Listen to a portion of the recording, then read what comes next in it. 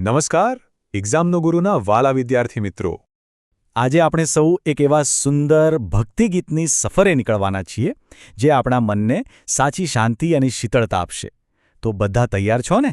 પણ હા, એક ખાસ વાત. આજના આ પાઠના અંતે તમારે આ કાવ્ય પર આધારિત એક મજાની ઓનલાઈન ક્વિઝ આપવાની છે. એટલે જરા ધ્યાનથી સાંભળજો હો, કારણ કે કવિ દયારામનો જે સંદેશ છે ને એ જો બરાબર હૃદયમાં ઉતરી જશે તો જ ક્વિઝમાં પૂરેપૂરા માર્ક્સ આવશે. તો ચાલો આ જ્ઞાનની યાત્રાનો આરંભ કરીએ. કોઈ પણ રચનાને સમજતા પહેલાં એના રચયિતાને ઓળખવા ખૂબ જરૂરી છે.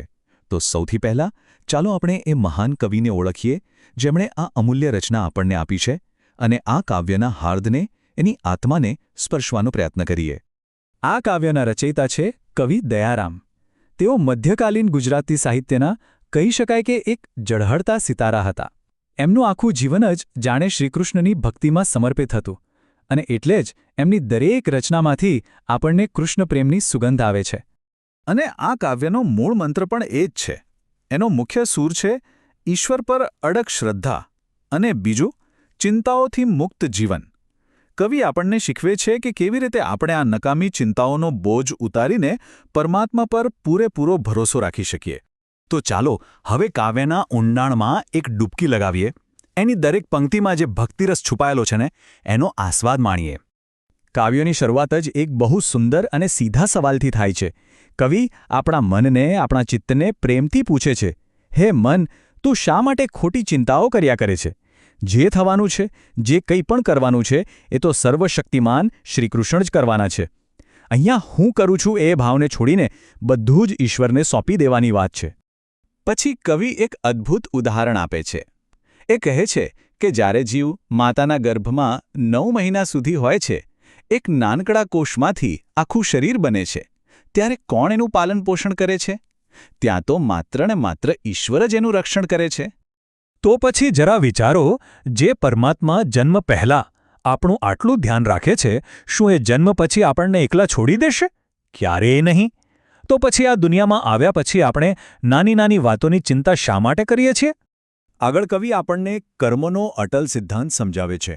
જીવનમાં કોઈ આપણો મિત્ર બને કે શત્રુ, એ બીજું કંઈ નહીં પણ આપણા પોતાના જ કર્મોનું પરિણામ છે. આપણને જે કંઈ સુખ કે દુઃખ મળે છે તે આપણા જ કરેલા કર્મોનું ફળ છે. એટલે આમાં બીજા કોઈનો વાંક કાઢવાનો કોઈ અર્થ જ નથી. અને ઈશ્વરની સત્તા તો જુઓ, એટલી સર્વોપરી છે કે એમની મરજી વગર એક સૂકું તણખલું પણ પોતાની જગ્યાએથી હલી શકતું નથી. આખી સૃષ્ટિનું સંચાલન એમના જ હાથમાં છે.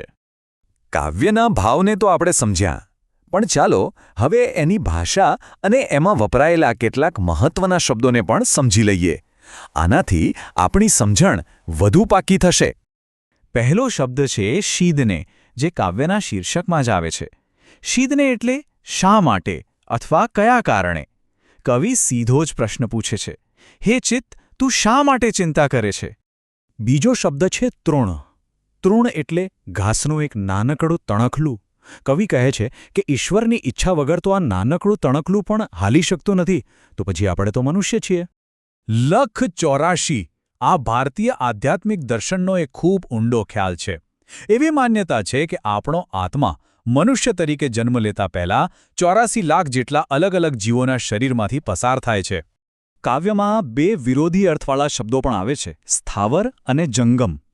સ્થાવર એટલે જે સ્થિર છે, જે હલીચલી નથી શકતું, જેમ કે પર્વત. અને જંગમ એટલે જે ગતિ કરી શકે છે, ચાલી શકે છે, જેમ કે આપણે સૌ મનુષ્યો અને પશુપંખીઓ. તો આ આખા કાવ્યમાંથી આપણા જીવન માટે કયો અમૂલ્ય બોધપાઠ મળે છે? ચાલો એને સારાંશ રૂપે સમજીએ. આખા કાવ્યનું સાર જો એક જ વાક્યમાં કહેવો હોય તો એ છે, ધાર્યું ધણીનું થાય.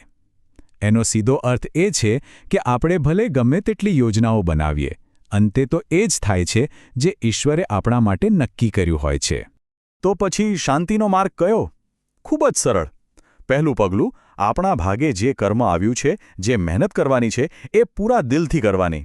અને બીજું પગલું, એનું પરિણામ શું આવશે એની ચિંતા ઈશ્વર પર છોડી દેવાની. બસ કર્મ કરો અને ફળની ચિંતા ન કરો. મિત્રો, મને આશા છે કે તમને આ કાવ્યનો ગૂઢ અર્થ બરાબર સમજાયો હશે. આ કાવ્યના લર્નિંગ આઉટકમ આધારિત પ્રશ્નો અને તમારી તૈયારી ચકાસવા માટેની ક્વિઝ આપવા અત્યારે જ મુલાકાત લો અમારી વેબસાઇટ www.examnoguru.com ની. પરમાત્મા આપ સૌનું જીવન ચિંતામુક્ત અને આનંદમય બનાવે એવી શુભકામનાઓ. આવજો.